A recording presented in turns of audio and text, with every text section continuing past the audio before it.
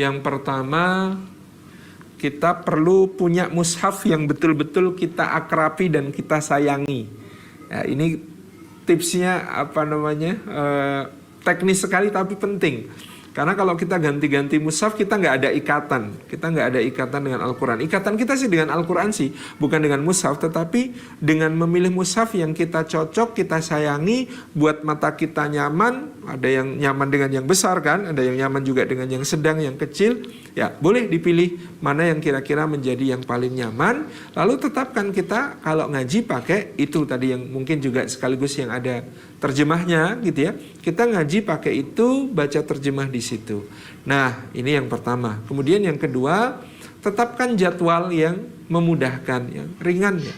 Misalnya selain one day one lembar, baca 1 halaman beserta terjemahnya, tapi kita juga kemudian bisa tadi yang disebutkan tilawah yang tetap kita punya jadwal rutin supaya misalnya bisa khatam sebulan. Makanya kita sehari baca 1 juz. Nah, kita bisa bagi-bagi setiap habis sholat. Misalnya karena 1 juz itu 20 halaman ya.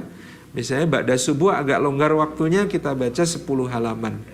Ba'da duhur karena mungkin masih di kantor ribet itu ya, maka mungkin kita 2 halaman. Kemudian ba'da asar sudah persiapan pulang dan sebagainya agak ribet, nggak usah, nggak apa-apa. Ba'da maghrib kita punya waktu sampai isya ya, mangga mungkin berapa halaman.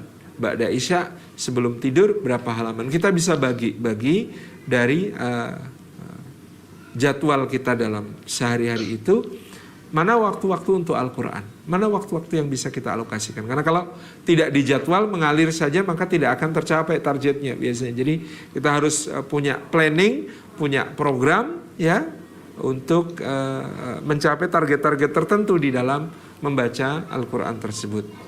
Yang ketiga tipsnya ya juga mengkondisikan keluarga untuk mensupport program kita. Jadi ya anak-anak juga dikondisikan, ya pasangan juga dikondisikan untuk sama-sama punya target-target di dalam membaca Al-Quran Karim. Yang berikutnya ya tipsnya ikut program, ada program one day one juz, ada program one day one lembar, one day one ayat untuk menghafal dan sebagainya. Silakan bergabung.